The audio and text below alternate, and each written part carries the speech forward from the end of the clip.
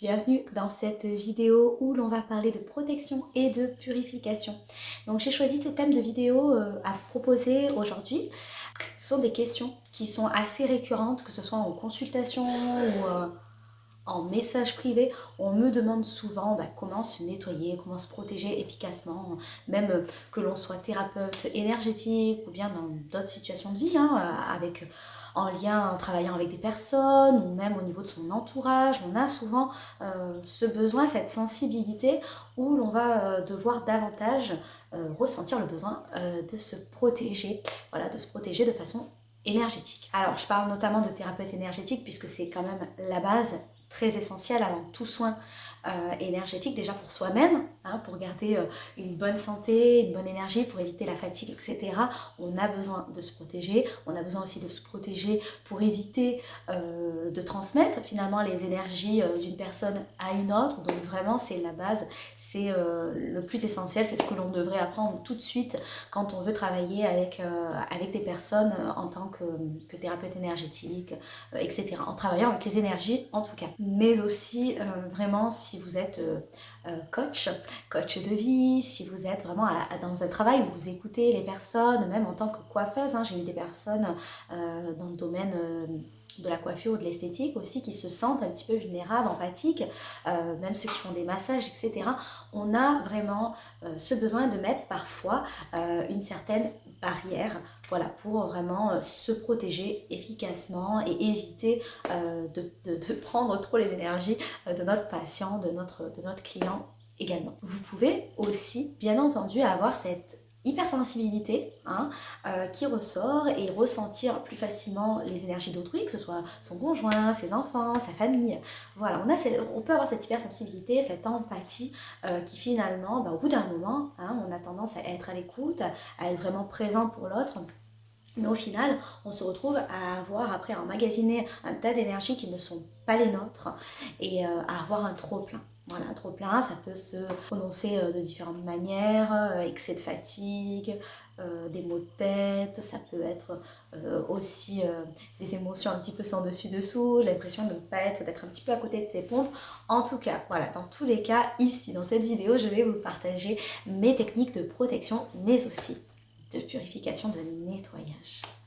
Donc j'espère que ça va vous plaire. N'hésitez pas d'ores et déjà à me dire vos techniques à vous, à me laisser un petit like si vous en avez envie et à vous abonner et partager cette vidéo si vous le souhaitez. Alors déjà, se protéger, c'est créer une barrière énergétique afin de filtrer les énergies qui ne nous appartiennent pas et les renvoyer à l'univers. Ce procédé nous permet de garder, comme je l'ai dit tout à l'heure, une bonne hygiène de vie et l'équilibre et l'harmonie de façon énergétique, psycho-énergétique et physique.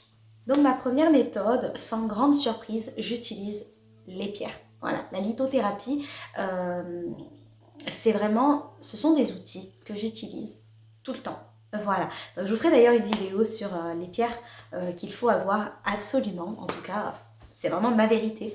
Mais pour se protéger, j'ai toujours mon obsidienne œil céleste avec moi. Alors l'obsidienne œil céleste, c'est une pierre qui est très puissante, notamment si vous faites des passages d'âme, si vous êtes vraiment en contact aussi en médiumnité ou en nettoyage de lieux, etc. Moi, c'est une pierre que j'utilise tout le temps. Voilà, elle absorbe très bien, elle n'a pas besoin de nettoyage, elle se nettoie toute seule. Par contre, vraiment, vigilance de ne pas la porter tout le temps. Vous voyez, là, je l'ai enlevée, j'ai fait des soins ce matin, je l'ai enlevée parce que elle peut aussi faire ressortir un côté un petit peu sombre de soi-même.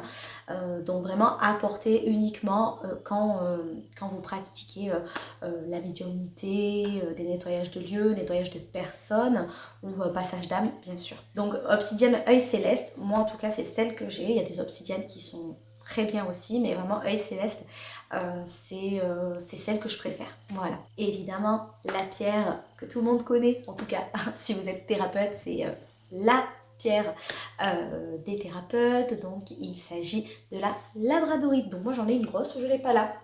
Elle est au cabinet. J'en ai une grosse, donc c'est la labradorite, la pierre qui va nous permettre de dégager, hein, elle fait un petit peu éponge, elle va venir absorber les énergies. Donc là c'est pareil, hein, c'est pas forcément défunt ou quoi que ce soit, mais si vous travaillez en tant que coach ou quoi que ce soit, ou dans un autre métier en contact avec les personnes, elle va venir vraiment absorber, hein, le trop plein finalement d'émotions, etc., dont on n'a plus besoin. Voilà, donc la labradorite, je vous conseille de la porter sur vous. Moi j'avais une bague, mais elle s'est cassée. Donc vous pouvez la porter en pendentif également, ou la voir sur votre bureau, hein, lors de vos consultations. Alors l'œil de tigre, elle n'est plus à présenter, n'est-ce pas? Il y a l'œil de taureau aussi, mais je vais parler de l'œil de tigre ici, puisque c'est la plus connue. L'œil de tigre n'est plus à présenter seulement, donc je l'aime beaucoup, puisqu'elle va permettre de faire ce bouclier, cet effet miroir. Cela dit, c'est ma façon de penser, je ne la conseille pas lors de soins.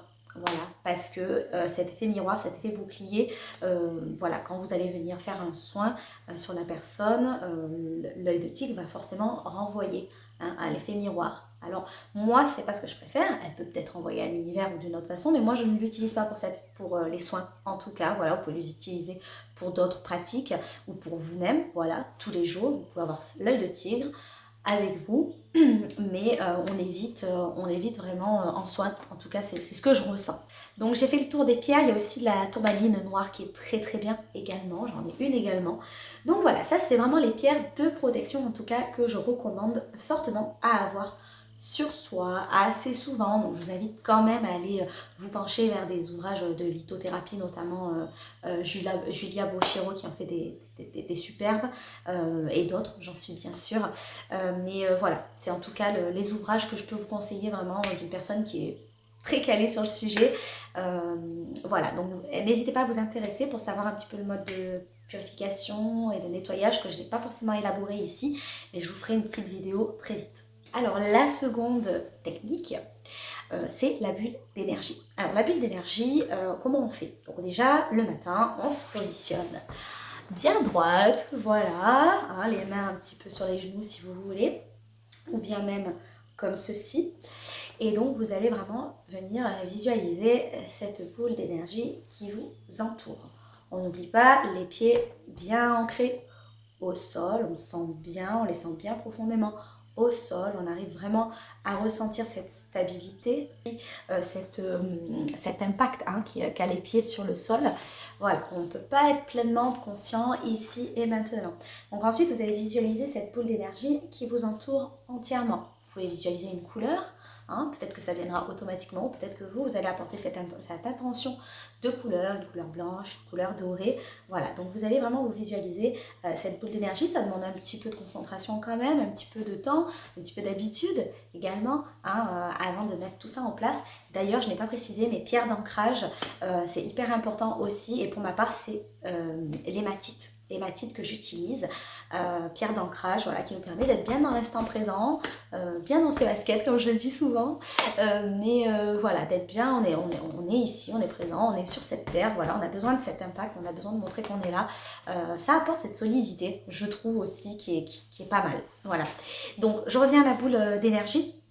Donc vous l'imaginez bien autour de vous, vous pouvez même la visualiser autour de votre maison, autour de votre lieu de travail, hein. Voilà, vraiment vous pouvez la visualiser grosse, vous pouvez imaginer qu'elle commence à l'intérieur de votre cœur, puis qu'elle grandit, jusqu'à protéger toute votre maison, votre jardin, etc. Hein, vraiment.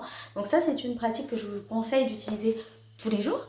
Voilà, si vous êtes hypersensible, si vous êtes empathique, c'est quand même recommandé, mais si vous voulez l'utiliser uniquement quand vous sentez que vous êtes dans un lieu où vous n'êtes pas totalement sûr, ou avec des personnes avec qui vous n'êtes pas trop à l'aise, ou lors des soins, comme je l'ai très bien dit, ou si vous pratiquez dans votre travail, hein, avec le contact aux autres, utilisez cette technique. Honnêtement, après vous verrez avec le temps, ça prendra peu de temps et ça vous permettra d'être bien protégé.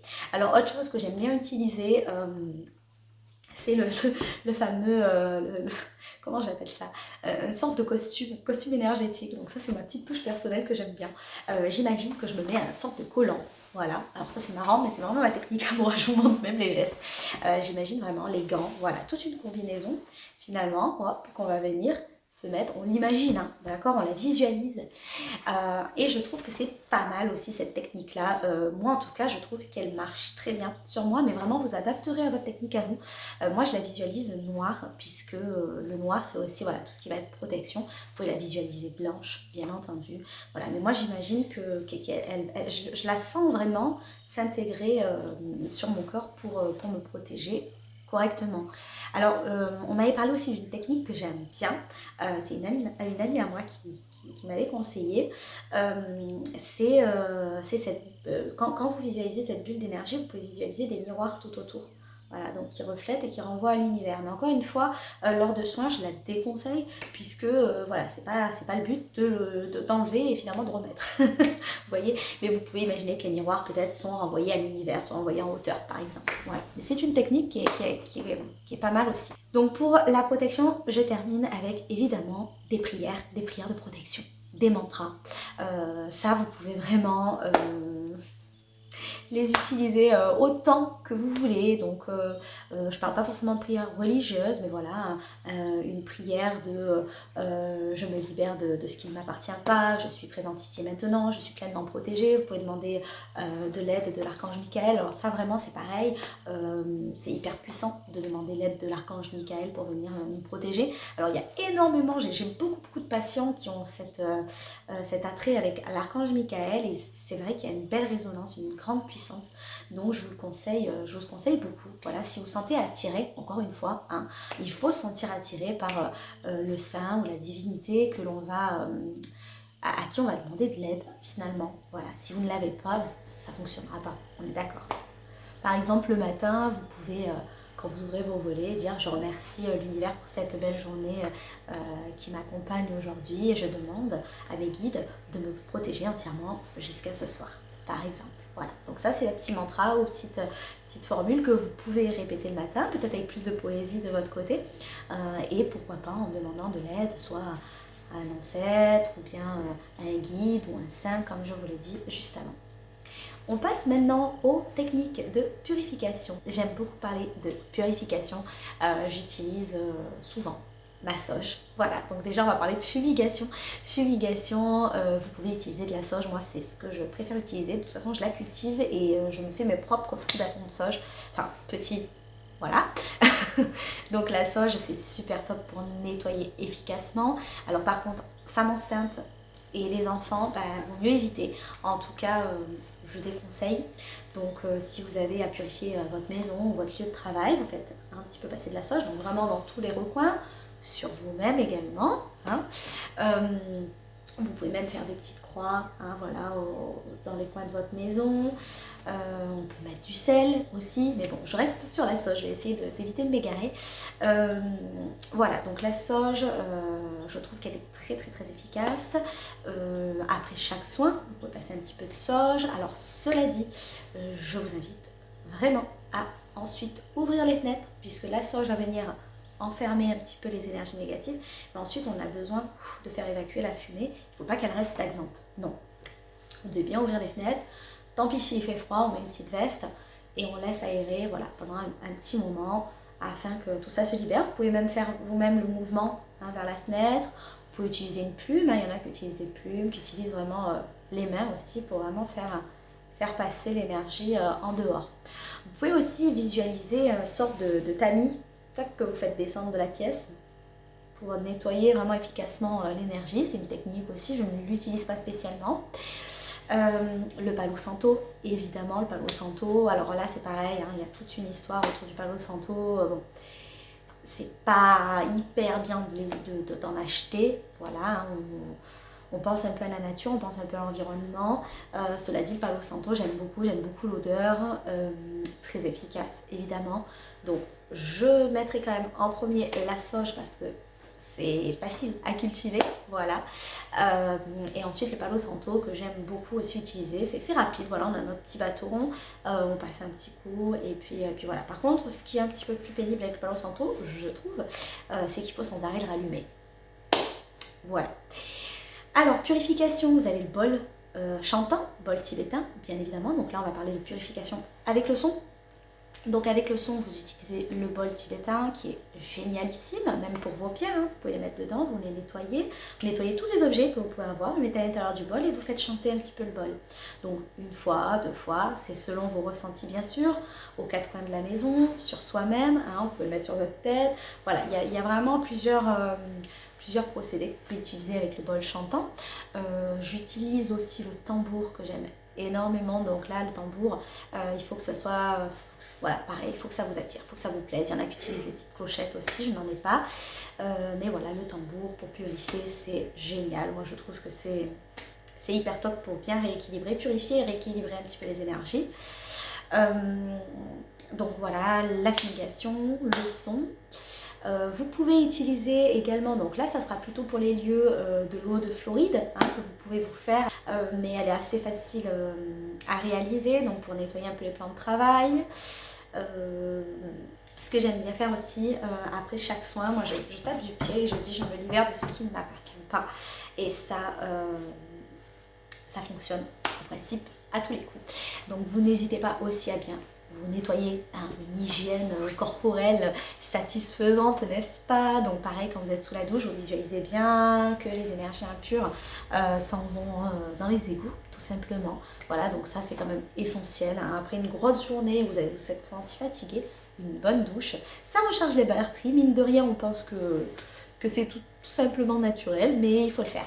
Voilà, il faut le faire pour nous permettre de recharger, voilà, comme je vous dis, le recharger les batteries, de se libérer de ce qui ne nous appartient pas, voilà, mais c'est pas forcément négatif. On a des fois des énergies un petit peu lourdes qui n'ont pas à être présentes, donc on les libère, on les évacue. Donc voici, ce sont les méthodes que j'utilise pour ma part. Je suis persuadée qu'il y en a d'autres, donc n'hésitez pas à me les dire. Donc peut-être que je n'ai oublié quelques-unes, mais là voilà, c'est vraiment ce qui m'est venu, et puis c'est celle surtout que j'utilise tout le temps. Donc voilà, je voulais vraiment vous les partager. J'espère que cette vidéo vous aura apporté un plus.